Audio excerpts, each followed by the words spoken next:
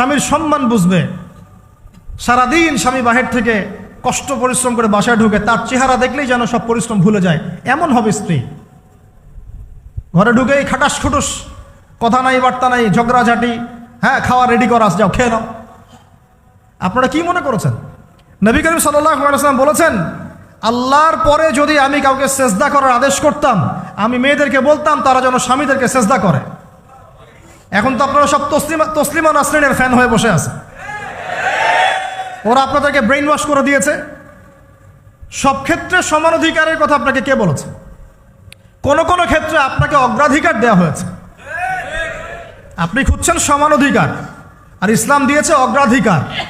কত বোকা আপনি! কোন কমন সেন্স নাই, ননসেন্স। বাসায় ঘরে ঘরে প্রবলেমসগুলো চলতেছে, ঘরে ঘরে। কেন এত বেসবর? কেন এত আনুগত্যহীনতা? কেন? কথা শুনতে হবে, মানতে হবে, বিশ্বাস করতে হবে। সম্পর্ক শুধু ভালোবাসার বলে টিকে থাকে না।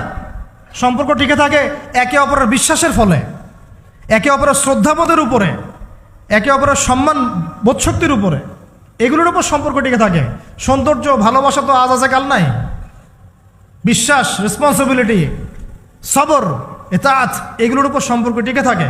তখন ভালোবাসা এত লম্বা হয় যে দেখেন অনেক চাচা চাচিরা আছে এখনো, বৈবাহিক সম্পর্ক হয়তো 40 বছর, এখন পর্যন্ত কোনোদিন ঝগড়া লাগে নাই।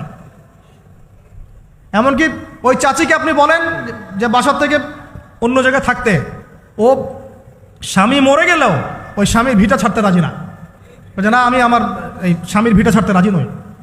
এই তো 40 বছর আগে জেনারেশনটাকে আপনি দেখেন, আর এখনকার মেয়েদের জেনারেশনটাকে আপনি দেখেন। কিসের সেকুলার ঘরের মেয়ে আর কিসের মাদ্রাসার মেয়ে, সবই একই অবস্থা। ইল্লা মাশাআল্লাহ, ইল্লা মাশাআল্লাহ। এখন এগুলোর ফলশ্রুতিতে যখন দেখা যাবে যে কনফ্লিক্ট তৈরি হচ্ছে, তখন আবার দেখা যাবে কি আইন কানুন, সমাজ, পরিবেশ সব মেয়েদের পক্ষে। দিন শেষে আপনি দোষী হয়ে যাবেন, দিন শেষে দোষটা আপনার ঘাড়ে এসে পড়বে। মানে সমস্যা ক্রিয়েট হতে হতে হতে হতে এমন একটা জায়গায় যাবে যে তখন আপনি রিয়্যাক্ট না করে থাকতে পারবেন না। তখন যদি আপনি কোনো রিয়্যাক্ট করে ফেলেন, সব দোষটা তখন আপনার ঘাড়ে গিয়ে পড়বে। এভাবে আস্তে আস্তে পরিবারগুলো ভেঙে যাচ্ছে। ভালো লাগছে না, আল্লাহ পাকের নেয়ামত ভালো লাগছে না। আর যারা দিনদার, যে স্বামীরা দিনদার, পরহেজগার, মুত্তাকি এবং দ্বীনের পথের পথিক, তাদের জন্য স্ত্রীদের ভূমিকা কেমন হওয়া উচিত?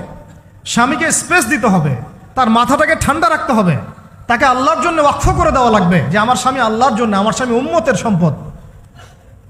তার যেন কোনো পেরেশানি না হয়, তাকে যেন এক গ্লাস পানিও ঢেলে খেতে না হয়। সে ওই টাইমটা যেন আল্লাহর দিকে দিতে পারে।